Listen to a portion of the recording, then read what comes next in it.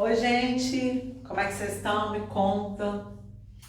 Então, a semana passada a gente não teve apresentação de conteúdo novo, a gente não teve aula nova aqui no canal e a gente não teve lista de exercício, porque na semana passada vocês fizeram uma verificação de aprendizagem. E sobre isso eu queria dizer para vocês que, primeiro, me surpreendeu a quantidade de alunos, né, que fez a avaliação, que fez a verificação. Ótimo, que bom, continuem entrando e fazendo as verificações.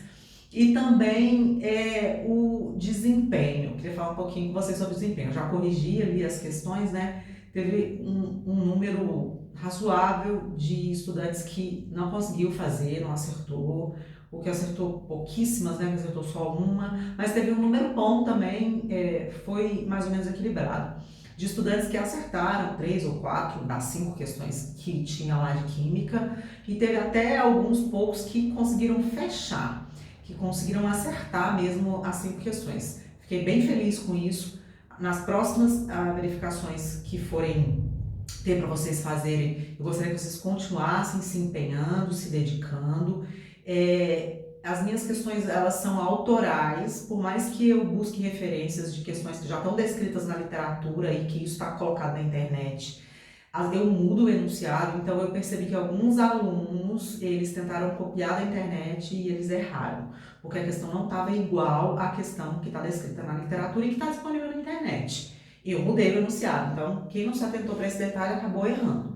Nas próximas verificações eu vou me esforçar ainda mais para colocar questões bem autorais, questões que eu elaborei, que vocês não vão encontrar disponível na internet, porque assim, o objetivo não é que vocês acertem por acertar. O objetivo é perceber aonde está tendo maior dificuldade. O objetivo é perceber como que está o desempenho de vocês, tanto que nem vai valer nota, isso não vai prejudicar ninguém no sentido de aprovação, reprovação. Então eu gostaria que vocês se dedicassem, se esforçassem para responder, mas assim, lembrando que para você conseguir responder, você vai ter que ter um conhecimento acumulado. E esse conhecimento acumulado você consegue como? Assistindo às aulas, fazendo as listas, lendo os textos, tirando dúvida comigo caso tenham, tá certo? Vamos continuar assim, que eu acho que nesse modelo que a gente tá propondo para vocês, com as aulas em vídeo, com a possibilidade de vocês buscarem auxílio para tirar dúvidas nos EOs, é uma ferramenta muito valiosa, sabe? É algo que é possível que vocês consigam aprender, mesmo a gente não estando juntos na escola, tá certo? Então, olha só, hoje a gente vai começar um assunto novo. Hoje a gente vai começar a estudar ligação química. Na aula de hoje, a gente vai fazer uma introdução ao estudo das ligações químicas. A gente vai aprender e rever alguns conceitos que são de fundamental importância para vocês entenderem depois a ligação química. Esses conceitos que eu vou apresentar hoje são importantes para vocês futuramente, né, nas próximas semanas, para vocês conseguirem identificar as ligações químicas, identificar que tipo de ligação química acontece entre os átomos de uma determinada substância, para vocês vão aprender a prever que tipo de ligação química acontece entre determinados elementos químicos, átomos de elementos químicos. Então hoje é uma introdução, hoje é a apresentação de conceitos que são importantes para vocês aprofundarem nas próximas semanas o estudo das ligações químicas. Então vamos começar, ó. A primeira questão é, por que os átomos se ligam? Vocês já aprenderam que toda a matéria, tudo que tem existência material é formado por átomos. Vocês já sabem disso. Matéria é formada por átomos. E também vocês já sabem que os átomos são partículas que são estruturadas em 2 regiões. Os átomos são partículas formadas por uma região interna chamada núcleo, aonde estão localizados os prótons e os nêutrons, e uma região externa chamada eletrosfera, onde os elétrons circulam. Vocês aprenderam isso? Então, olha só, na natureza quase não existem átomos isolados. Muito difícil achar um átomo isolado na natureza. Os átomos, eles existem ligados a outros átomos, formando substâncias. Quando um átomo se liga com outro ou outros átomos do mesmo elemento químico, a gente tem uma substância simples, vocês já aprenderam isso. Quando um átomo se liga com um átomo ou átomos de outro ou outros elementos diferentes, a gente tem uma substância composta. Mas sempre a gente tem conjuntos de átomos ligados, formando essas estruturas que a gente chama de substâncias, que são as coisas, tudo que existe aí na natureza. Então, por que os átomos se ligam? Os átomos se ligam para eles adquirirem estabilidade. Olha só, um átomo isolado, sem estar ligado a outro átomo, ele é uma partícula que tem uma energia muito alta. Para esse átomo existir, para ele se manter, ele precisa de uma energia muito grande. E na natureza, a natureza sempre tende das situações de maior energia para situações de menor energia. Quando você tem uma situação de alta energia, você tem uma situação instável. Manter algo com tanta energia é instável. Quando você tem situações de menor energia, você tem situações mais estáveis. Então, a estabilidade está relacionada com a quantidade de energia. Coisa que precisa de muita energia é instável, coisa que precisa de pouca energia é estável. Os átomos isolados são instáveis porque precisam de muita energia. Quando eles se ligam com outros átomos, eles vão para uma situação de menor energia e aí eles têm uma existência mais estável. Então, em resumo, os átomos se ligam para adquirirem estabilidade. E o que é essa estabilidade caracterizada? Por uma situação de menor energia. Foi observado, foi percebido que a estabilidade do átomo a situação mais estável do átomo é quando ele tem 8 elétrons na camada de valência. Lembra o que é camada de valência? É a última camada preenchida com elétrons. Então, acabei de retomar com vocês que o átomo tem o núcleo, com prótons e nêutrons, e a eletrosfera com elétrons. Lembra que da distribuição eletrônica, esses elétrons não estão ali de qualquer jeito na eletrosfera. Esses elétrons eles estão organizados em camadas ou níveis. A última camada que tem elétron é a camada de valência. O número de elétrons na última camada é um dado importantíssimo sobre o átomo, porque esse dado, essa informação, né, a quantidade de elétrons na camada de valência, é o que vai determinar o comportamento do átomo ao se ligar com outros átomos. Então, olha só, os átomos se ligam para adquirirem estabilidade. Essa estabilidade a situação mais estável é quando o átomo tem 8 elétrons na camada de valência. Isso a gente chama de regra do octeto, tá? Regra do octeto. A estabilidade conferida ao átomo quando ele está nessa situação de ter 8 elétrons na camada de valência. Repare que é uma regra, não é uma lei. Por que que não é uma lei? Porque tem exceções. É uma regra porque tem exceções. Quais são as exceções? O átomo de hélio e o átomo de hidrogênio. Esses dois átomos, esses dois elementos aqui, ó, são exceções à regra do octeto. Ainda falando sobre estabilidade, foi percebido, isso não foi a gente que inventou, não foram os químicos que criaram. Os químicos observaram isso na natureza, que existe um grupo de elementos químicos que já tem essa estabilidade, que não precisam se ligar a outros átomos para ficar estáveis. Esse grupo de elementos é o grupo que está ali no grupo da tabela periódica, é o grupo 18A, ou família 8A, são os gases nobres. Inclusive a gente até brinca, né, chamando eles de gases snobs. Então, os gases nobres, ou gases snobs, eles são estáveis. Por quê? Porque eles já têm 8 elétrons na camada de valência, então eles não precisam se ligar a outros átomos. Só fazendo um parêntese aqui, isso é o que a gente, isso é o mais comum, tá? Só que recentemente foram descobertas algumas substâncias formadas que têm gases nobres na sua composição. Então, alguns gases nobres, eles por algum motivo que a gente ainda não sabe, se ligam para formar substâncias, mas isso é uma raridade, isso é uma exceção da exceção. Então, eu só fiz esse parêntese porque se algum dia vocês encontrarem aí em alguma literatura, internet, algum lugar falando de substâncias que contêm gases nobres na sua composição, você vai falar, a professora disse que gases nobres não se ligam, ela mentiu.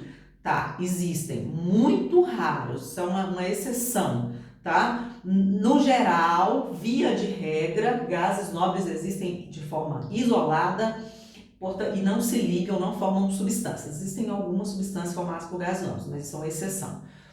É algo que talvez, se alguém for fazer faculdade de química ou algum curso superior nessa área, pode vir a estudar. Mas aqui no nível do ensino médio, só vocês saberem que os gases nobres são estáveis e que eles existem isolados, sem se ligar a outros átomos. Bom, por que eles são estáveis? Porque eles têm 8 elétrons na última camada.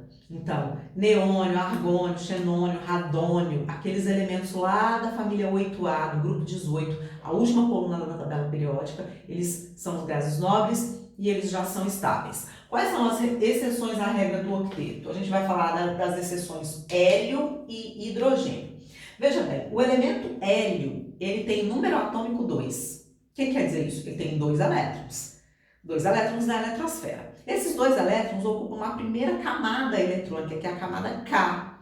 E quantos elétrons pode ter na camada K? 2. Então, o hélio tem os seus 2 elétrons localizados na camada K. Quer dizer, a camada K tem um número máximo de elétrons que ela pode ter, que é 2. Então, o hélio é estável. Professora, mas você não disse que é estável com 8? Isso é a regra. Existem exceções. Uma exceção é o hélio. E por que o hélio é uma exceção? Ele pode ter 8 elétrons na última camada? Não pode, por quê? Porque a última camada dele é a primeira, única e última, é a camada K. Só cabe 2 e ela está completa. Então o hélio existe na natureza, átomos de hélio isolados, sem estar ligado a outras substâncias, a outros átomos formando substâncias. Por quê? O hélio é estável. Por que ele é estável? Porque a camada K completa. Ele é uma exceção. Outra exceção é o hidrogênio. Só que o hidrogênio, ele tem número atômico 1. O hidrogênio tem um único elétron. É o menor átomo, né? Tem um único elétron. Esse elétron do hidrogênio, ele está na camada K. O hidrogênio tem um elétron na camada K. Então, veja que o hidrogênio é parecido com o hélio. Só que o hélio já tem a camada K completa e o hélio já tem a camada K completa e o hidrogênio tem um elétron na camada K. Então, para se estabilizar, o hidrogênio ele precisa adquirir um elétron. Então, o hidrogênio sempre vai se ligar a outros átomos na intenção, no objetivo de adquirir mais um elétron e ficar com 2 elétrons na camada K, parecido com o hélio e aí estável. Ok? Então, repetindo. Os átomos se ligam para ficar estável. Estável é com menor energia. Essa estabilidade, ela acontece quando o átomo tem 8 elétrons na camada de valência. Isso a gente chama de regra do octeto. As exceções à regra do octeto importantes para a gente agora são o hélio e o hidrogênio. O hélio já tem 2 na camada K, portanto já é estável. O hidrogênio tem 1 e precisa ir em busca de outro para se estabilizar. Por isso que o hidrogênio se liga com outros átomos. Então, olha só. Para se estabilizar, os elementos precisam ficar com 8. Nem todos têm. Quem tem 8? Os gases nobres. Eles já são estáveis e não se ligam. Todos os outros elementos da tabela periódica precisam adquirir esses 8 elétrons na última camada e eles não têm. Então, veja bem, os elementos que têm 1, 2 e 3 elétrons na última camada, eles vão se comportar de um jeito. Os elementos que têm 4, 5, 6 e 7 vão se comportar de outro jeito. Que jeito? Vou mostrar aqui para vocês. Eu coloquei aqui para vocês 7 exemplos de 7 elementos diferentes. O sódio, que tem número atômico 11, o magnésio, que tem número atômico 12, o alumínio, que tem número atômico 13, o carbono, que tem número atômico 6, o nitrogênio, que tem número atômico 7, oxigênio 8 e o flúor, que tem número atômico 9. Embaixo de cada um deles eu coloquei a distribuição eletrônica, para vocês verem quantos elétrons esses elementos têm nas camadas, e o que vai importar para a gente, lembrando, é a última camada. Então, olha só. O sódio, que tem 11 elétrons, esses 11 elétrons estão distribuídos dessa forma. 2 na camada K, 8 na camada L e 1 na camada M. 2 e 8, 10 e 1, 11. Então, olha só, o sódio ele tem um elétron na sua última camada. E quantos elétrons precisa ter na última camada para ficar estável? Precisa ter 8 elétrons. Ele tem 1. Se você fosse pensar, então ele precisa de 7 elétrons, nenhum outro elemento que tenha 7 elétrons vai ceder 7 elétrons para o sódio, para estabilizar o sódio. Então, olha só o que é mais fácil acontecer. Não é muito mais fácil o sódio perder esse elétron aqui? Se ele perder esse elétron, a última camada vai ficar sendo a camada L e nela tem 8 elétrons.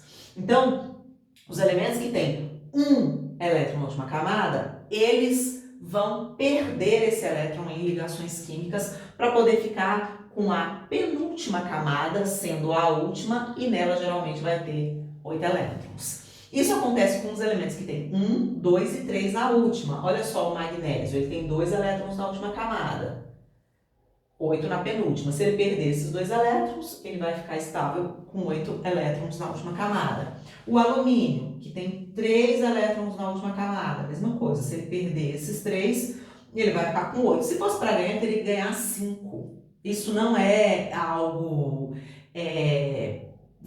factível. É muito mais fácil perder 3 do que ganhar 5.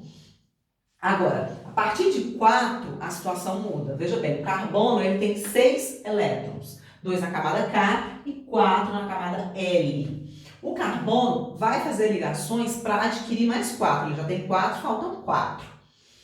Esse adquirir, gente, pode ser retirar de outro ou pode ser compartilhar.